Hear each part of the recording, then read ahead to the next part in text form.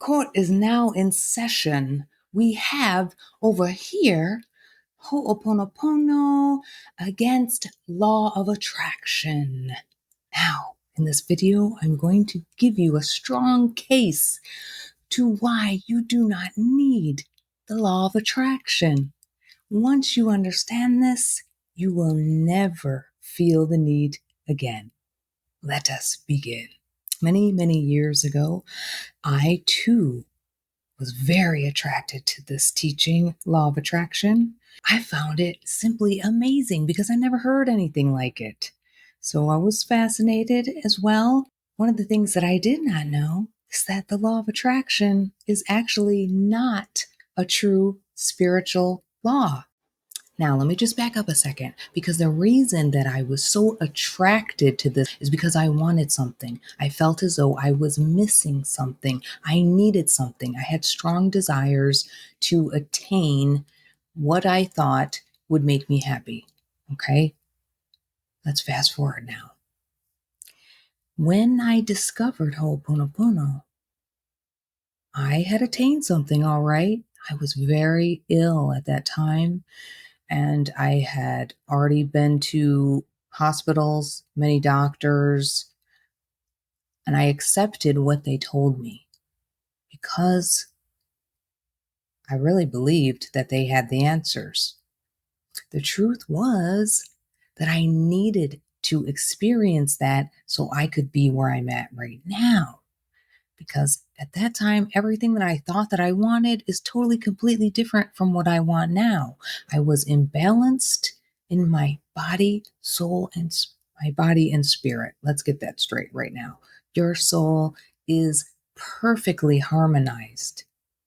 And that is the reason why working with Ho'oponopono, first, you will clear and remove all the blockages that make you think that you're missing something, that you are without something. The fact that I felt I needed law of attraction was because there was a huge emotional imbalance. I had a lot of self-doubt, did not feel whole as a being.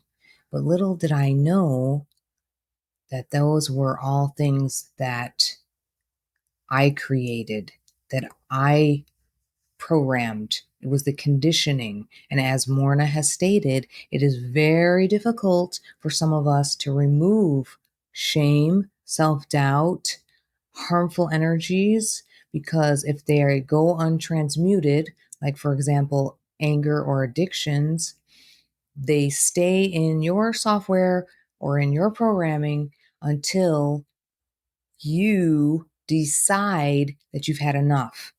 And when you decide that, even getting a person, once you acknowledge it, yeah, but why people, for example, when they know they have an addiction or they know that they're doing something bad and they keep doing it, is because it becomes automatic. When you go to work 5 days a week and on the sixth day, it's Saturday and you're supposed to go to the grocery store and you start driving the same route you always drove to your job. It's like, it's a loop in your programming. For those who are doing both, if you do the Ho'oponopono properly, you will totally realize that this law of attraction is actually kind of like a magical gimmick to attract or program you into thinking that you are not whole, in a sense. Because when you do the Ho'oponopono properly, by going through it many times, you will start to have breakthroughs. You will start to be karmically cleaning by default. Is not something that you have to force. Morna was so clever. You are strategically set on the path of initiation by doing Ho'oponopono in the way that Morna designed it. So, for example, in the 12 steps, the inner connection. Oh, she was so brilliant. She is brilliant. The inner connection is calling in the power, the mana, prana, the spirit, the Amakuas, divine creator, and you as a unit. It is like you enter the agreement when you recite this. Now, when you get to For I Am Peace, what this is your entire blueprint that you are born with. In a sense, this is reprogramming the computer. Like your computer gets corrupted or files are damaged, you have to revert back to the original software. Right relationship? She's so smart. The original software in you is truly balanced in the sense that our relationship with money, with people, nature, with the cosmos is reinstalled. Because when you call in, when you speak these words, you are speaking divine words, not from man. These are words that were gifted from the heavens. And this is why Morna was serious when she forbid ownership, commercialization, because then it could not be shared in the way that the Amakuas, the solar angels, had requested. That's why they gifted it to her. That's why each and every word needs to be relayed in the same sense. If we start changing things, then you're changing a divine recipe. So when you speak number one and number two, right after, you are placed into initiation. And right now, my friends, all of us, anyone that is alive right now on this planet is on the path, what they call the forerunner. You are automatically an initiate and you're here to do very special things. We're here together to help each other. And the more that we are not alone, that we're working together, opening our hearts to each other, trusting, you are going to begin to let more and more light flow into your spirit and soul. And there's no need to attract anything. It's with us right now, especially this month and next month. You're going to get flooded with so much light. And that's why I felt so strongly to speak about why you should be working with this teaching and why you don't need to do the law of attraction. As I stated, if you went through one time and you did it properly, just sit there with it. I mean, it doesn't, to go through the whole thing, it's not even 45 minutes, maybe 30. So this light that has always been there, it's that being blocked. It's not reaching you. Every single person on this planet can tap into the clairvoyance that's always available to you. And I'm going to tell you one of the things that happened to me as a child. When I was a child, I was born in Hawaii on the leeward side where Morna and Hugh Len are both from. We have land ties together, but my father was in the Navy. He moved us to upstate New York. I grew up in the power center of the whole planet, the solar chakra of the whole planet. Now, that might even have changed now, too. But needless to say, very opposite, polar opposite of my homeland. And so I know that this was divinely staged so that my body, my spirit could understand all different aspects of humanness. And now I'm in Kansas, so I'm really just in the warmth and the cold, getting balanced in every aspect. But I was very gifted with clairvoyance when I was a child. And this is how I want you to understand why you might not have clairvoyance right now. So I had complete ability to see in the ether and in the astral, especially, but in the ether, even. I was seeing spirits, I was seeing ghosts all the time. But when I asked about it, when I questioned about it, I was also raised Catholic and I was baptized in Hawaii. But at the time, they were very not open to clairvoyance and any talk of future ability, seeing into the future was forbidden. And it was even deemed evil. Now, as a little child, being told that my experience, something that I have no control over, that it's just happening to me, it instantly gave me fear that I was told when I was told that.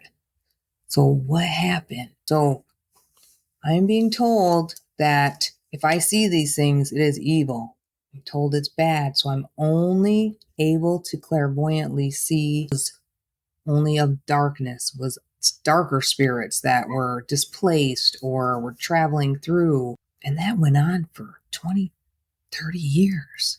I was still having clairvoyance, but I could no longer see things that my programming deemed acceptable in a way. My programming was only of darkness until Ho'oponopono, that programming was released.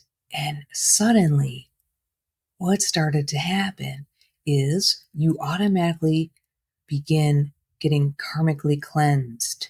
Okay. So this is nearly 7 years ago. I was having dreams of being in Lemuria. I was having dreams of being in Vimanas, being able to touch, like things were very watery, the air was watery. Even the Vimana that I was in from the outside, it looked like a dense crystal-like structure, but from the inside, I could feel it. And it was very liquid and it looked like crystal. And that was the first of many. It's like slowly, and now I'm having dreams about some things from my childhood, but I have been full circle cleaning all the way from the beginning of my creation. Not because I didn't ask to go back that far. It will automatically happen because the divine scripts you and I are reading. Now, I don't read all of them. I don't do all of them. You will work with them until a point where you know that you don't need to do that. Will be for certain situations, or when I'm helping people, working with other people, or special situation, like I do perform exorcisms now. And I have not told anyone on here or a soul. But guess what happened? Another person who watches these YouTube videos that I talk with a lot, we never talked about that because it's something that you have to be careful, because I want to let them go where they need to go. So by talking about things, sometimes when it comes to dark things that want to go to the light, they want to be of light. They don't want to be in those dense realms anymore. We need to let them go and release them. So if you're constantly talking them up, then they can get stuck too. Our thought forms are very powerful. Needless to say, another YouTuber, she messaged me and she actually explained, because she has clairvoyance in her dreams as well. She was in the astral and she was with me when I was doing it. And she was able to tell me what happened. This is not by a mistake, friends, brothers, and sisters. All of you here with me, we are all here together because a lot of us have been sharing past lives. We are here together again to do good things together with this teaching. So, Ho'oponopono is the gift of a lifetime. And when you clear, as they become released from your programming, your divine software, you are expanding the software, making room to install more memory, and the memory becomes more balanced as being installed. Someone asked a question about karma. So I just want to talk a little briefly about that. One of the reasons that people do have blocks, some of it is because of the programming that they put in themselves or programming by the family. And that's why we always have to clean with the family. You, depending on your location, like I have been here before in Kansas in other lifetimes, and I am able to understand that now because of Ho'oponopono. By the fact that you're in certain areas, you are automatically, in a way, contributing to a karmic agreement that is already set for that particular community or area. For instance, places like Syria, Heavenly Father, protect and guide those families and children, Those children, some of them, yes, have come forward knowing that they were there to rebalance and harmonize that area. And in their next incarnation, they will be compensated for that. Sometimes people will go ahead and use their own will to sacrifice themselves for something greater, to save another life. That happens all the time. So, what is the bigger picture when it comes to why you don't need law of attraction?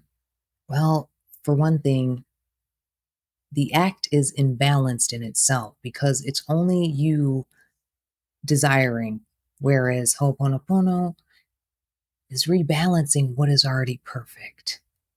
And what is already perfect is that the agreement that you made to come here and be of service for your Antakarana, your spirit family, is the one thing that Ho'oponopono will put you back in connection with. There is things that you agreed to perhaps millions of years ago. And so now with Ho'oponopono, you become aware of that and you are back on your path where you should be and where you're supposed to be.